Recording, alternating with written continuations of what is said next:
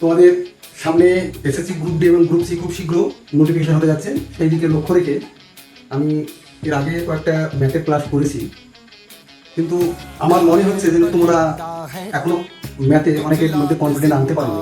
সেই জন্য আমি ম্যাথের এর আগের যে ক্লাসগুলো করেছি সেখান থেকে কিছু কিছু অঙ্ক এবং কিছু নতুন অঙ্ক রিভিশন করা, মানে আরো যাতে তোমাদের মধ্যে কোনো রকমের জড়তা না থাকে। চলো যাই আমরা একটা অঙ্ক শুরু করি। এই অঙ্কগুলো থাকবে অনেক সময় দেখবা কোনো সংখ্যার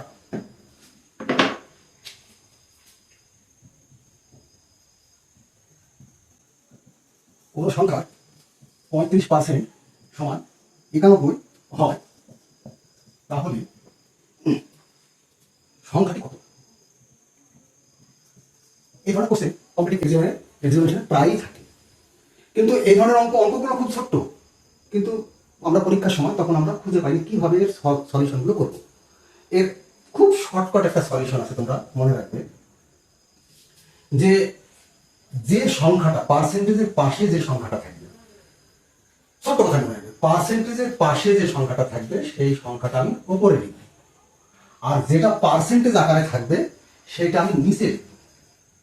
হ্যাঁ, আর যেহেতু পার্সেন্টেজ আছে, শতকরা আছে, সেই জন্য আমি এখানে 100 লিখব, এইটুকু, আর বেশি না। তাহলে 7 দিয়ে কাটো, 5 7 35, 7 13 91, 5 দিয়ে কাটো, 5 20 100, তাহলে সমান সমান 13 দুগুণে 26 আর একটা 0। তাহলে সংখ্যাটি কত হলো? সংখ্যাটি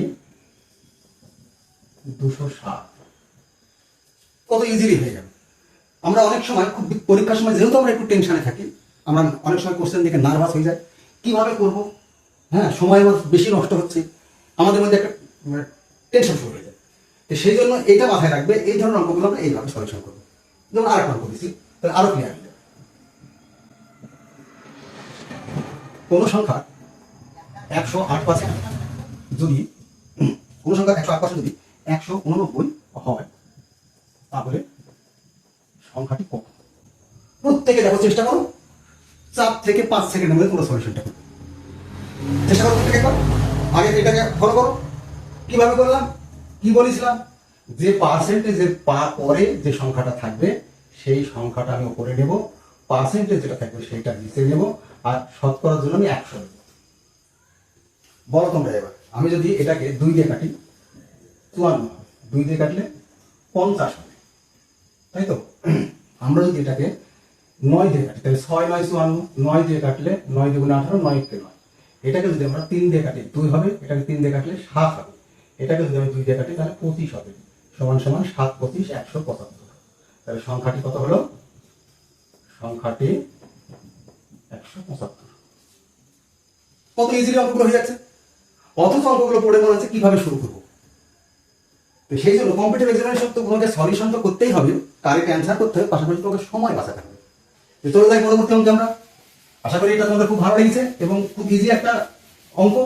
হ্যাঁ, এটা নোট ডাউন করে রাখবে এবং এগুলোকে মাঝে মাঝে তোমরা একটু ঝালিয়ে দেবে।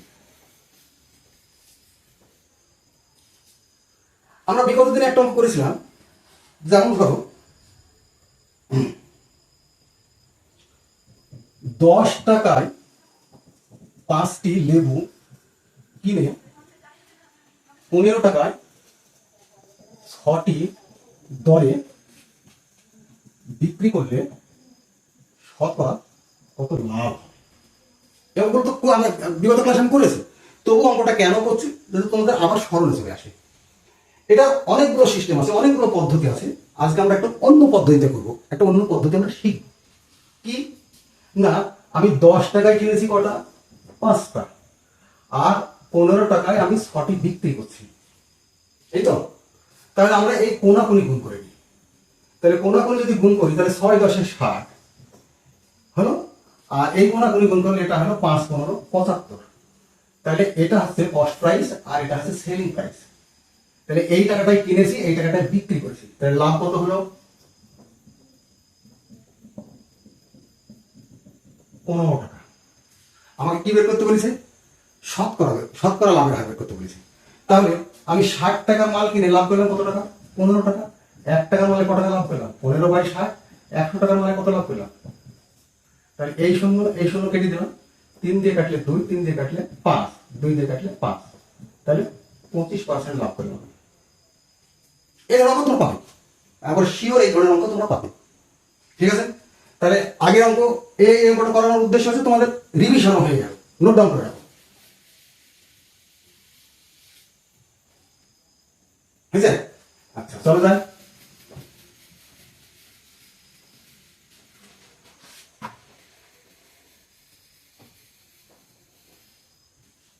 আরেকটা অঙ্ক তোমরা যারা কম্পিটিটিভ এক্সামিনেশনে এর আগে বসেছো তোমরা দেখে থাকবে যে এই ধরনের অঙ্ক থাকে।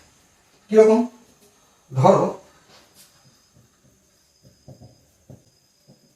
দুটি সংখ্যার অনুপাত 3:4 এবং তাদের গসাগু সমান 4 হলে লসাগু কত? অঙ্কটা পড়ে মনে হচ্ছে খুবই ইজি, খুবই সহজ। সহজ তো অবশ্যই, সহজভাবে করবো আমরা, কিন্তু এই যে গসাগু আর লসাগুটা শুনে মনে হচ্ছে যেন একদম সোজা। গসাগুটা কি? গসাগুটা হচ্ছে এই যে দুটো সংখ্যা 3, আমি এটা যদি 3x ধরি আর এটা যদি 4x ধরি, তাহলে দেখতে হবে এদের মধ্যে গুণিতক কোনগুলো, মানে এদের মধ্যে গুণিতক হচ্ছে 1 আর 3, এখানে 1 আর 4, অর্থাৎ এর মধ্যে কমন কোনটা আছে? এক্সটা, অর্থাৎ দুটোই এরকম, মানে এটা একটা সংখ্যা, এটা একটা সংখ্যা। তাহলে আমরা এই সংখ্যাটাকে এই সংখ্যা দিয়ে আমরা ছোটবেলায় যেমন করেছি 4কে আমরা 3 দিয়ে গসাগু করলাম, 3 1 3 থাকলো 1 দিয়ে 3 কে গুণ করলে 3 1 3, এটা হচ্ছে গসাগু।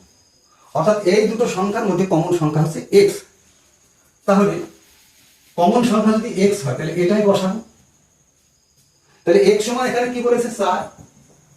তাহলে এক্স সমান যদি 4 হয় এটা গসাগু, তাহলে লসাগুটা কি? লসাগুর ক্ষেত্রে হচ্ছে দুটো সংখ্যাকে আমরা গুণ করবো, তাহলে দুটো সংখ্যা গুণ করলে কত হয়? 12x হয়। তাহলে এক্স এর মান যদি 4 হয় তাহলে 12 গুণিত 4, 4 × 48, তাহলে লসাগু হলো কত? 48। পরিষ্কার? হয়তো এই ধরনের অঙ্ক আমি এর আগেও করেছি, আজকে একটা করে দিলাম তোমাদের, পরবর্তীতে যদি প্রয়োজন হয় আমি এই ধরনের অঙ্ক আবার করবো। আমি চাইছি যেহেতু খুব শীঘ্র নোটিফিকেশন হতে যাচ্ছে, সেই জন্য আমি যদি একটা টপিকের উপরে বেশি সময় নিই হয়তো তোমাদের সমস্ত টপিকগুলো আমি টাচ দিতে পারবো না। চলো যাই।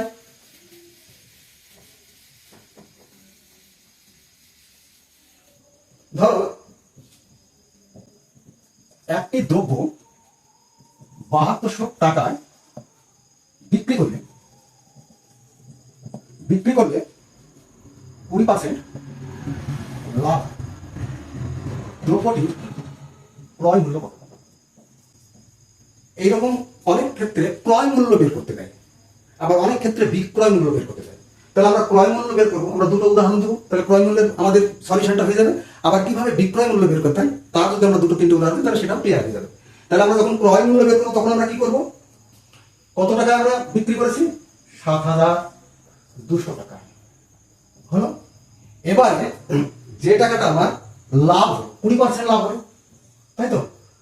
তাহলে আমি ধরে নিয়েছি, মানে সবসময় আমরা ক্রয় মূল্য যদি 100 ধরি তাহলে ক্রয় মূল্য আমি 100 নিলাম, আর যদি এটাকে আমি 20% লাভে বিক্রি করি তাহলে 100 টাকার মালটা আমি 120 টাকায় বিক্রি করছি। এইটুকু হচ্ছে বিষয়। তাহলে আমরা কি করলাম? কত টাকায় বিক্রি করেছি? 7200 টাকায়। কত পার্সেন্ট লাভ করেছি? 20%। তাহলে 100 সঙ্গে 20 যোগ করলাম, সেটা দিলাম নিচে, আর ক্রয় মূল্যটা বের করবো সেটাকে আমি ক্রয় মূল্য 100 হিসাবে ধরে করছি। তাহলে চলো আমরা এখানে যাই, এটা দিয়ে আমরা এটাকে কাটলাম, 12 দিয়ে কাটলে কত হয়? 6 12 72, দুটো শূন্য। তাহলে এখানকার দুটো শূন্য, এখানকার দুটো শূন্য, 6 কে 6। তাহলে ক্রয় মূল্য কত হলো? ক্রয় মূল্য হলো 6000 টাকা। ঠিক আছে, তাহলে 6000 টাকার মালটা আমি 7200 টাকায় বিক্রি করে আমার 20% লাভ হলো। তাহলে এই ধরনের একটা অঙ্ক তোমাদেরকে আমি দিচ্ছি, তোমরা প্রত্যেকে একা একা করো এবং সেটা দেখবা তোমরা 5 থেকে 6 সেকেন্ডের মধ্যে করে ফেলবে। লিখো, একটি দ্রব্য 8100 টাকায় বিক্রি করলে 10% ক্ষতি হয়, 10% ক্ষতি। তাহলে দ্রব্যটি ক্রয় মূল্য কত? চেষ্টা করো প্রত্যেকে।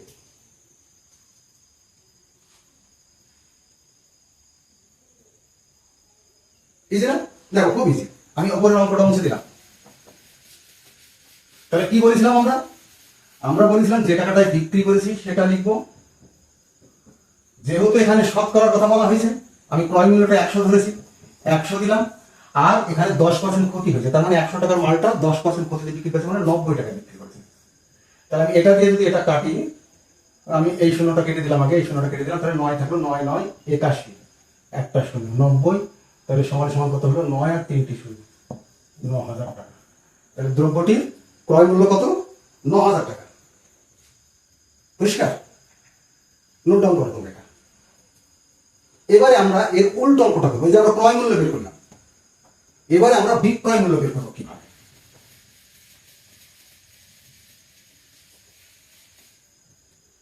ধরো একটি দ্রব্য 5000 টাকায়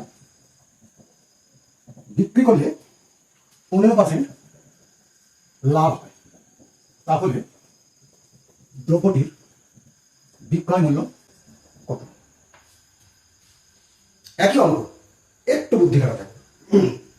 কিভাবে? তাহলে যে টাকায় বিক্রি করেছে সেটা লিখবো। এইবারে যেহেতু আমি বিক্রয় মূল্য বের করবো, সেইহেতু আমাকে কত পার্সেন্ট লাভ করেছি? 15%। তাহলে 100 টাকার মালটা আমি 15% লাভ করেছি, মানে 115 টাকায় বিক্রি করেছি। এই 100%, এই যে পার্সেন্টেজটা আমরা যেটা 100% যেটা ধরছি, আমি ক্রয় মূল্যটাকে 100% ধরছি, সেটা কিন্তু আমি নিচে নেবো। কখন? যখন আমি বিক্রয় মূল্য বের করবো। আর যখন ক্রয় মূল্য বের করবো তখন 100টা উপরে নেবো, লাভ বা ক্ষতিটা নিচে লিখবো। আর যখন বিক্রয় মূল্য বের করবো তখন আমি যেটা যত শতাংশ আমি লাভ করছি সেটা 100 সঙ্গে যোগ করে সেটা উপরে লিখবো, আর এখানে আমি 100টা নিচে লিখবো। তাহলে এই ক্ষেত্রে আমরা একটু কাটাকাটি করি। এখানকার দুটো শূন্য, এখানকার দুটো শূন্য কেটে দিলাম, তাহলে একটা শূন্য এখানে থাকলো, থাক।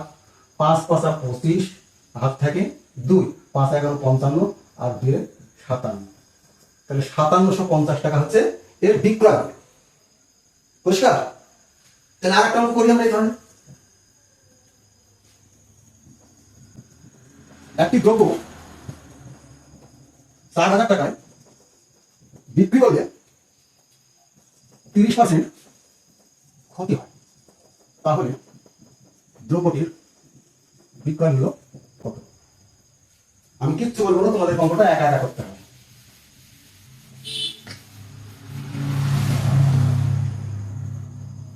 বলো। এই তো সবাই তো পাচ্ছ। কি বলেছিলাম? টাকাটা আগে লিখবো, যে টাকায় বিক্রি করেছি, তারপরে কি বলেছিলাম? লাভ বা ক্ষতি। তাহলে 30% ক্ষতিতে বিক্রি করেছি, তাহলে 100 টাকার মালটা 30% ক্ষতিতে বিক্রি করেছি, মানে কত টাকায় বিক্রি করেছি? 70 টাকায়। আর এটা কিনেছি কত টাকায়? 100 টাকায়। তাহলে আমরা এই দুটো শূন্য, এই দুটো শূন্য কেটে দিলাম, তাহলে দুটো শূন্য থাকলো, আর তার সাথে 2800 টাকা। এটা হচ্ছে বিক্রয় মূল্য।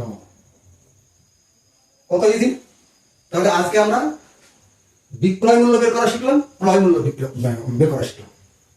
এগুলো অবশ্যই তোমার খাতায় নোট ডাউন করে রাখবে। যখন এই ধরনের অঙ্ক, এই টাইপের অঙ্ক যখন করতে যাবে, যখন কোনো সমস্যা হবে, এগুলো রিভিশন দিয়ে সব করে দেবে। ঠিক আছে? চলো যাই আমরা পরবর্তী অঙ্কে। তাহলে একটি দ্রব্য 360 টাকায় বিক্রি করে দিয়েছিল, আমার 10% ক্ষতি হয়েছিল। কত টাকায় বিক্রি করলে 12% লাভ হবে? যদি তোমরা চেষ্টা করো, তোমাদের মনে আছে কিনা? মনে নাই। দেখো একটা অঙ্ক করি, তাহলে পরিষ্কার হয়ে যাবে। কত টাকা বিক্রি করেছিল? 360 টাকায়। তাহলে শেষে যেটা থাকবে সেটা লাভ হোক বা ক্ষতি হোক, এটা নেব আমি উপর। তাহলে 12% লাভ হয়েছে, মানে 112 টাকায় বিক্রি করেছে, 12% লাভ করতে হবে, তাই তো? আর এখানে 10% ক্ষতিতে বিক্রি হয়েছে, তাহলে এই ক্ষতিটা হবে নিচে, অর্থাৎ 100 টাকার মালটা আমি 90 টাকা বিক্রি করেছি। আমার পরিষ্কার করে দেখো, একটি দ্রব্য 360 টাকায় বিক্রি করে 10% ক্ষতি হয়েছে, কত টাকায় বিক্রি করলে 12% লাভ হবে? তাহলে কত টাকায় বিক্রি করেছে? 360 টাকায় লিখলাম। লাভ করতে হবে 12%, তাহলে 12% মানে 100 টাকার মালটা 112 টাকা বিক্রি করেছে, এটা দেবো করে। আর ক্ষতি হয়েছে কত? 10%, তাহলে 100 টাকার মালটা কত টাকা বিক্রি করেছে? 90 টাকায়। তাহলে আমি এটা এই শূন্য কেটে দিলাম, এটা দিয়ে কেটে 4, তাহলে সমান সমান কত? 4 দুগুণে 8, 4 11 12, তাহলে 448 টাকায় বিক্রি করলে 12% লাভ। ঠিক আছে? তাহলে এই ধরনের অঙ্ক আরেকটা করি, আবারও একটু রিভিশন হয়ে যাক আমাদের। কত টাকায় বিক্রি করলে, টার্গেটটা কি লিখেছি আমি? এটা লাভ ক্ষতি করে আমি, পরিষ্কার থাকে, 20% ক্ষতি হয়। কত টাকায় বিক্রি করলে 10% লাভ হবে?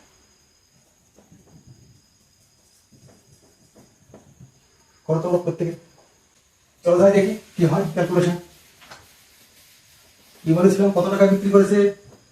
4800 টাকায়।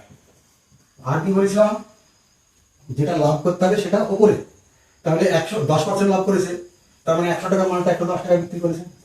20% ক্ষতি হয়েছে, মানে 100 টাকার মালটা 80 টাকায় বিক্রি করেছে। তাহলে এই শূন্য কাটলো, এটা দিয়ে কাটলে কথা হয় 6 8 48 আর দুটো শূন্য।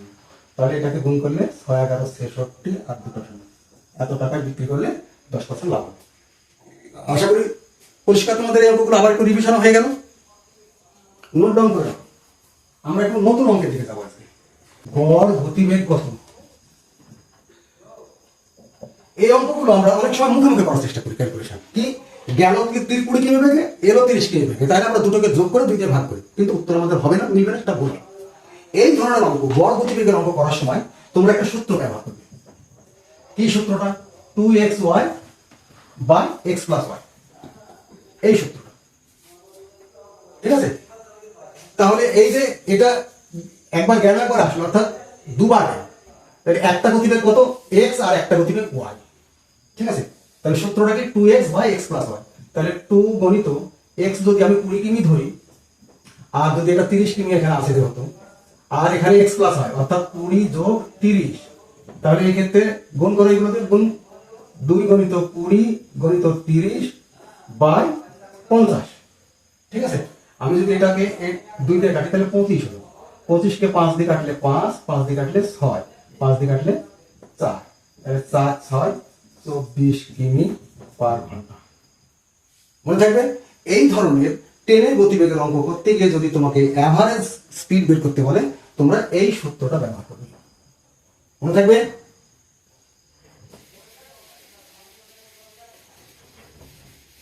কিরকম? যেমন ধরো অঙ্কগুলো প্রায় পরীক্ষায় থাকে, 100% লিখে নাও, এই অঙ্কটা থাকবে এবং এটা তোমরা প্রত্যেকে কারেক্ট করবে। এটা তোমরা এই অঙ্কটার জন্য যদি 1 নম্বর থাকে তাহলে 1 তোমাদের মানে গ্যারান্টি 100% হয়ে গেল। যে 2 থাকে তাহলে 2। কি অঙ্কটা? দেখো, a is to b সমান যদি থাকে 3 is to 4, b is to c সমান 2 is to 3, c is to d সমান 5 is to 6। তাহলে a is to b is to c is to d সমান কত এরকম থাকতে পারে, অথবা a is to d সমান কত। এই ধরনের অঙ্কগুলো আমরা প্রত্যেকে অনেক সময় ভুল করে ফেলি। আজকে আমরা এমন একটা সিস্টেম তোমাদেরকে শেখাবো, এমন একটা কৌশল শেখাবো, যে কৌশলে এই অঙ্কগুলো তোমরা 100% কারেক্ট করে আসবে। কি? তাহলে দেখো এখানে কি আছে? a b c d চারটে আছে। তাহলে a is to b is to c is to d, যটা সংখ্যা আছে অ্যালফাবেট আছে তটাই নিলাম, a is to b is to c। তাহলে প্রথমটা আমি কি দেখবো? a is to b সমান 3 is to 4, এটা হয়ে গেল। এবার আছে b is to c, তাহলে এইটা b is to c কত আছে? 2 is to 3। তারপরে কি আছে? c is to d, তাহলে এটা c এর মান, c এর মান কত? 5, আর d এর মান 6। এবার কিছু ফাঁকা ঘর থাকলো, ফাঁকা ঘরগুলো কিভাবে পূরণ করবো? এইখানে b এর নিচে আছে 4, 4 এর পরে 2 ঘর ফাঁকা আছে, মানে এগুলো আমি সবগুলোতেই 4 বসিয়ে দেবো। হলো? এইখানে 3 আছে, 3 এর পরে একটা ঘর ফাঁকা আছে, তার মানে এই সংখ্যাটা আমি বসাবো। এখানে দেখো 5 এর আগে দুটো ঘর ফাঁকা আছে, তাহলে এখানে আমি 5 বসাবো, এখানে আমি 5 বসাবো। আর এখানে দেখো এই 2 এর আগে একটা ফাঁকা ঘর ছিল, এখানে আমি যেহেতু 2 ছিল এখানে 2 বসাবো। তাহলে আমরা গুণ করবো, 3 গুণ করবো, তাহলে 3 2 গুণে 6, 5 6 30, 4 2 গুণে 8, 5 8 40, 3 4 12, 5 12 60, 3 4 12, 6 12 72। দেখো এগুলো প্রত্যেকটা জোড় সংখ্যা, তাহলে আবার কাটবে। তাহলে 2 দিয়ে কাটলে 15, 2 দিয়ে কাটলে 20, 2 দিয়ে কাটলে 30, 2 দিয়ে কাটলে 36, আর একই সংখ্যা দিয়ে 4টি সংখ্যা কাটবে না। তাহলে পরে আমার উত্তর a is to b is to c is to d সমান কত হলো? 15 is to 20 is to 30 is to 36। আর যদি বলি এটা, তাহলে প্রথম অনুপাত কোনটা? a এর এটা, b এর এটা, তাহলে সমান সমান 15 is to 36। পরিষ্কার?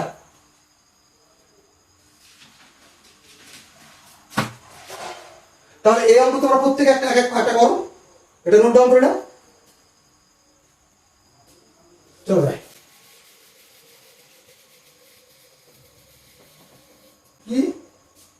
যদি a is to d সমান 2 is to 3 হয়, b B/C সমান 3:4 হয় এবং C/D সমান 4:5 হয়, তাহলে A/D সমান কত? বড় করতে গিয়ে তোমাদেরকে 10 সেকেন্ড সময় দিলাম, 10 সেকেন্ডের মধ্যে উত্তরটা করো।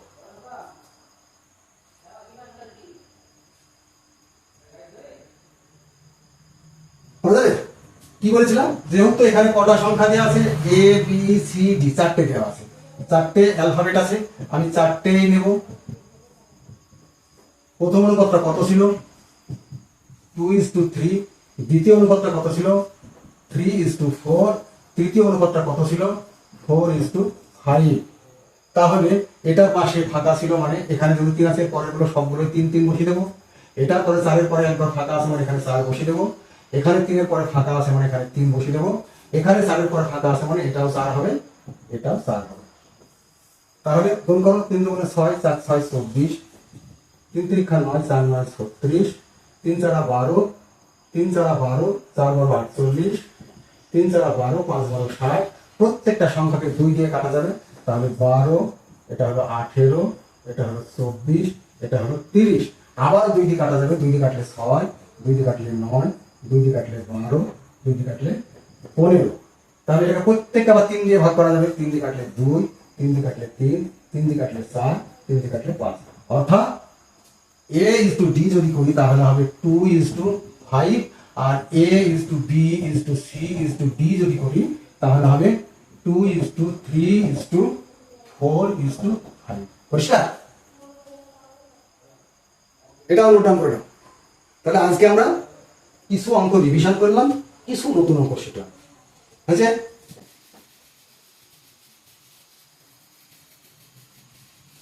আমরা গত ক্লাসে আমরা ট্রেনের গতিবেগের অঙ্ক করেছি। আজকে আমি এটাই লাস্ট অঙ্ক। এটা ট্রেনের গতিবেগের অঙ্ক, কিন্তু একটু অন্য ধরনের। অঙ্কটাকে দেখো, একটি ট্রেন 45 কিমি/ঘন্টা বেগে চলছে।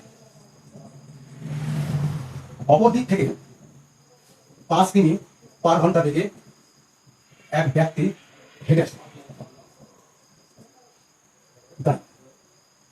5 কিমি/ঘন্টা বেগে হেঁটে আসছে এবং ট্রেনটি ব্যক্তিটিকে অতিক্রম করতে 18 সেকেন্ড সময় নেয়। তাহলে ট্রেনটির দৈর্ঘ্য, আমরা ট্রেনের দৈর্ঘ্য বের করেছি, ট্রেনের গতিবেগ বের করেছি, কিন্তু এই অঙ্কটা ওই অঙ্কগুলোর থেকে একটু আলাদা। কি আলাদা? এদিক থেকে ট্রেনটা যাচ্ছে। আমরা এর আগের ক্লাসে কি শিখেছিলাম? এটা ট্রেন, হয়তো কোনো সময় এখানে প্ল্যাটফর্ম বা পোল দেওয়া ছিল, তাহলে ট্রেনটা নিজের দৈর্ঘ্য অতিক্রম করলো, মানে ট্রেনটা যখন এই পোলটা অতিক্রম করলো মানে সে নিজের দৈর্ঘ্য অতিক্রম করলো। বা কোনো কোনো সময় আমরা দেখেছি যে একটা ট্রেন একটা ব্রিজ বা সেতু, ধরো এটা 150 মিটার, এটা 220 মিটার। তাহলে যখন এই ট্রেনটা এই সেতুটিকে অতিক্রম করলো, তাহলে সে করলো কি? নিজের দৈর্ঘ্য প্লাস সেতুর দৈর্ঘ্য। এই ক্ষেত্রে কিন্তু এই অঙ্কটা আলাদা। কিরকম আলাদা? এই ট্রেনটা 45 কিমি বেগে এদিকে যাচ্ছে, আর আরেকজন ব্যক্তি সেও কিন্তু 5 কিমি বেগে এদিকে এগিয়ে আসছে। তাহলে এ যাচ্ছে আর এ এগিয়ে আসছে, অর্থাৎ অপোজিট ডাইরেকশন, বিপরীত দিক থেকে আসছে। যখন বিপরীত দিক থেকে দুটো গতিবেগের কথা থাকবে, বিপরীত দিক থেকে দুটো ট্রেন আসছে, বিপরীত দিক থেকে একজন ব্যক্তি একজন ট্রেন আসছে, অর্থাৎ দুটো মুভমেন্ট দুই দিক থেকে থাকবে, বিপরীত দিক থেকে থাকবে, অর্থাৎ অপোজিট ডিরেকশন যেটা, সেই ক্ষেত্রে কিন্তু এদের আপেক্ষিক যে গতিবেগ, আপেক্ষিক গতিবেগ সবসময় যোগ হবে। কিরকম?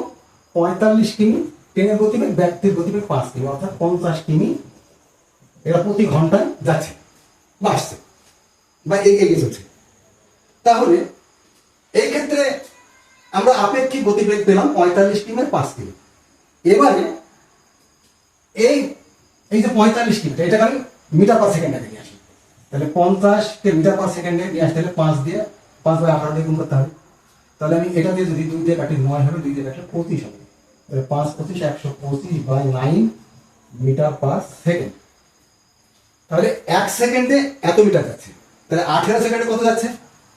তাহলে 18 সেকেন্ডে যাচ্ছে 125 গণিত 18 বাই 9, কাটলে কত হয় 2, তাহলে কত হলো 250 বা 250 মিটার। অর্থাৎ ট্রেনের দৈর্ঘ্য কত হলো? ট্রেনের দৈর্ঘ্য হয়ে গেল 250 মিটার। আশা করি অঙ্কটা তোমাদের খুব ভালো লেগেছে। তো যাই হোক, আজকে এই পর্যন্ত শেষ করলাম। তোমরা প্রত্যেকে ভালো থাকবে। তোমাদের যদি কোনো জিজ্ঞাসা থাকে কমেন্ট করে অবশ্যই জানাবে। আর আমি কেন একটু দ্রুত আগাচ্ছি, কারণ এসএসসি গ্রুপ ডি এবং সি খুব শীঘ্র নোটিফিকেশন হতে যাচ্ছে এবং আশা করি তোমরা প্রত্যেকে এখানে সফল হবে। হ্যাঁ, তো সেই জন্য যাতে তোমরা এই শর্ট টাইমের মধ্যে আমি টোটাল সিলেবাসটা তোমাদের ম্যাথ এবং জেনারেল ইংলিশ এবং রিজনিং ট্রিক্স, এই যে 3টি বিষয় আমি ক্লাসগুলো করাচ্ছি, খুব শীঘ্র তোমাদের মধ্যে খুব অল্প টাইমের মধ্যে তোমাদেরকে রপ্ত করাতে পারি, সেই দিকে লক্ষ্য রেখে আমাকে কিন্তু একটু দ্রুত গতিতে ছুটতে হচ্ছে। যাই হোক, যদি তোমাদের ক্লাস ভালো লাগে অবশ্যই আমাকে সাবস্ক্রাইব করে আমাকে আরও বেশি উৎসাহিত করবে। আমি তোমাদের জন্য চেষ্টা করবো আরও সহজ সরলভাবে কীভাবে ম্যাথ করানো যায়, কীভাবে জেনারেল ইংলিশ করানো যায়, কীভাবে রিজনিং ট্রিক্স করানো যায়। হ্যাঁ, তোমরা প্রত্যেকে ভালো থাকবে এবং এগুলো নোট ডাউন করবে, এগুলো মাঝে মাঝে রিভিশন করবে। আমার একটা রিকোয়েস্ট থাকলো, কারণ আমি বারবারই তোমাদেরকে একটা কথা বলছি, তোমাদের সফলতায় হবে আমার এই পরিশ্রমের পারিশ্রমিক। ঠিক আছে, থ্যাংক ইউ, প্রত্যেকে ভালো থেকো, এখানে শেষ করো।